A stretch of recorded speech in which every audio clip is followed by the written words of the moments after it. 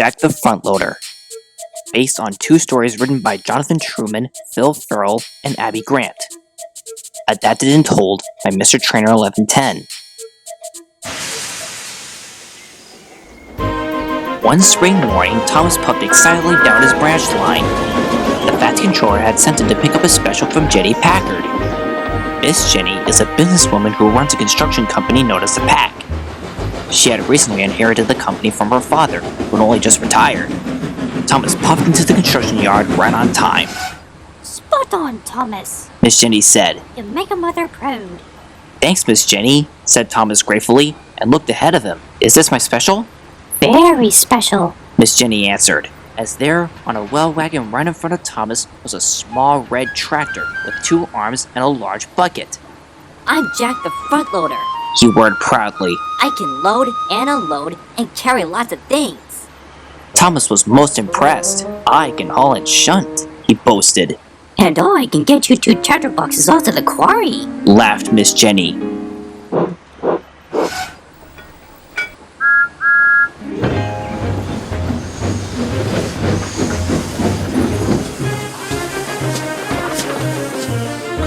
Is this your first job at the quarry?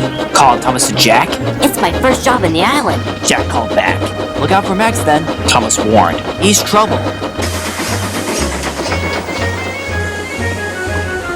Soon, Thomas delivered Jack to the quarry. All the other machines were busy expanding the site for more railway tracks. Jack just couldn't wait to join in. First, he scooted towards Oliver, a large brown excavator. I'm Jack. Can I help? Oh, my, no thank you, Oliver replied kindly. Help Byron. Byron, a big yellow bulldozer, was shoving rock and rubble with his giant blade. I'm Jack. Can I help? I don't need help, little guy, boomed Byron. Why don't you try killing the crane truck? So Jack did. I'm Jack, he whirred cheerfully. Mind my paint, snapped the steam truck. Isabella, scolded Kelly. Sorry, welcome to the Pack. And if you want to work, Jack, added Kelly. See the foreman, Isabella finished cheekily. He's in charge. The foreman introduced Jack to his banksman. I'm here to help you work safely, said the banksman. No speeding and no horseplaying, added the foreman. Now go help Alfie. Yes, sir, said Jack eagerly, and he raced off. Remember, called the oiler, safety first. Alfie is a small green excavator who makes the hardest jobs look more like playing.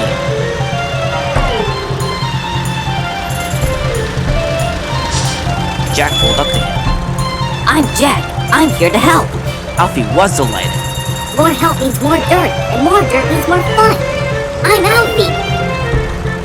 Jack and Alfie were soon working hard and having wonderful fun. Then suddenly, a red dump truck raced by, kicking up dust everywhere.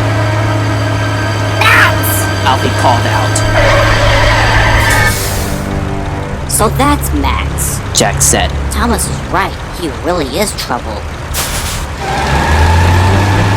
Look out, Jack! Cried Alfie. Max had stopped just in time.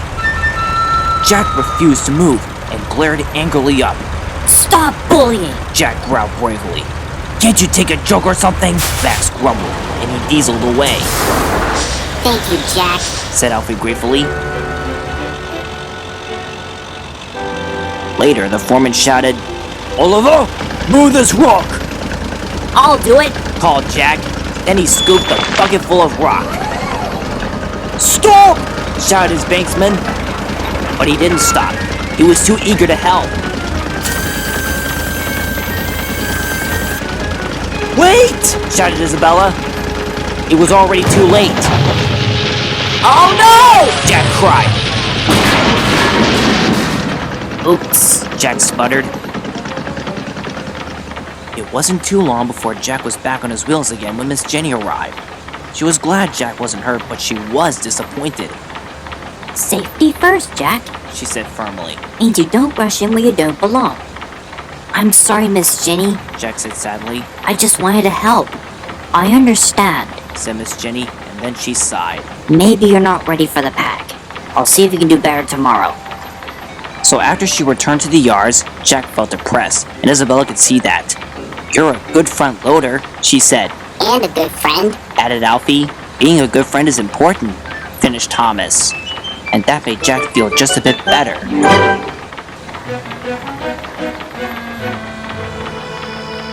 That evening, the machines had finished work and returned to the yards. Jack was still feeling sad over what happened. Cheer up, Jack. Said Alfie. It was only your first day. I know, Sighed Jack. but I shouldn't have rushed in like that. If I had heeded the others' warnings, none of this would have happened. Or maybe you need to do a better job on watching where we're going, groused Max grumpily. Now, Max, Kelly scolded, disapprovingly. there is no cause to be rude. Just remember that it's your fault for causing Monty's accident before Jack came here. Jack was confused. Who's Monty? He asked. "Over there," Byron replied. Nearby was a small repair shed, and inside its stall sat another red dump truck. He looked very similar to Max, but he had a two-pipe front bumper and the number 16 on his doors. He looked miserable as the workmen worked hard fixing up his wheels. Never mind about him, Jack. Said Kelly earnestly. Just remember our motto, safety first. You just gotta keep cool and be more cautious. "At least you're not as clumsy as old Ned," Isabella giggled, motioning to a large orange steam shovel who was fast asleep. We're on another job tomorrow, Jack. Confided Alfie. So this could be your second chance to prove your worth. Jack was hopeful, but still worried. The next day, Thomas was chugging on his way to the quarry. He was thinking about Jack.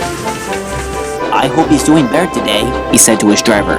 "Yes, indeed," his driver agreed. "He's probably learning quite a lot."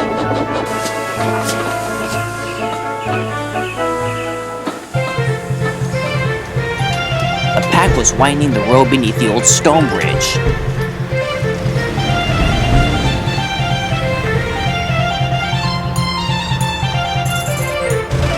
Jack and Alfie were loading mats.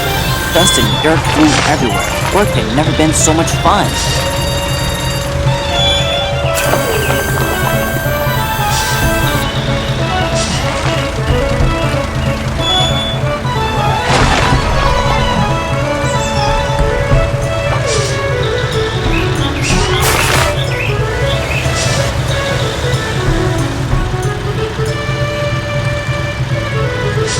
Jack felt very proud. He had worked hard, been very good, and followed all the rules. Though he was still worried that Miss Jenny wouldn't let him stay. Ned, meanwhile, was cheerfully clearing rocks. He has a big bucket and a big heart. At times, his bucket could be too full. "Hey, careful, Bumble Bucket!" "Sorry," said Ned cheerfully. Thomas couldn't wait to get to the old bridge, where he knew the pack was working there. He would get to see how Jack is doing. Back at the site, the foreman shouted, "Oliver, this topsoil needs moving now!" I'll move it! cried Jack. Jack! Before anyone could stop him, Jack raced under the bridge. He was just about to fill his bucket when he remembered Miss Jenny's warning. Don't jump in when you drink along.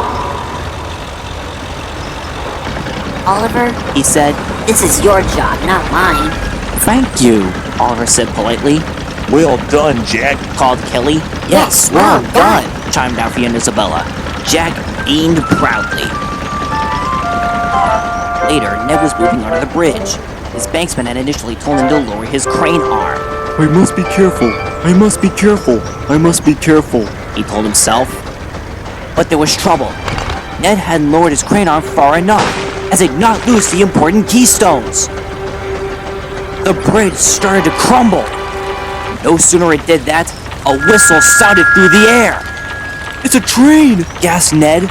It's Thomas! Gasped Jack. And he's heading straight for the bridge! And thinking quickly, Jack rushed in and lifted his bucket up against the bridge. He pushed with all his might. Thomas puffed towards the bridge, unaware of the danger ahead. Until he saw one of the banksmen waving a red flag. Sensing danger, Thomas's driver slammed on the brakes, but his train was too heavy. I! Yelled the cars. "Cinders and ashes!" cried Thomas. Jack didn't let go.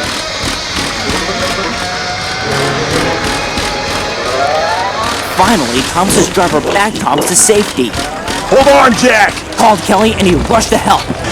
Jack couldn't hold the bridge any longer.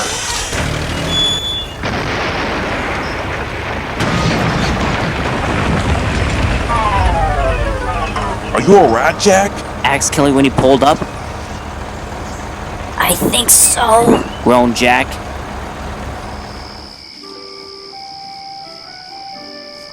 Thomas brought Jack back to the yards. Jack was afraid Miss Jenny would be even more cross with him. After all, he had jumped in and damaged his arm saving Thomas. But to his surprise, Miss Jenny was pleased. Spot on, Jack. She said, You make a mother proud. and a tank engine grateful, Thomas chuffed. It's off to the fitters with you tomorrow, Jack. A pack can of a front loader with bent arms. Jack was overjoyed. You mean I can stay? He asked excitedly. Well, I wouldn't have it any other way. Miss Jenny grinned. The other machines were delighted. We're a cranking crew! Laughed Kelly, and with all the better with Jack's being here, said Isabella. Welcome to the pack, Jack. Cheered Alfie. Even Max was impressed. Not bad for a new one, he said before gazing at Monty, who was now looking as miserable as ever. As for Jack, he was so happy he couldn't think of anything to say. He just revved his engine and balanced his bucket.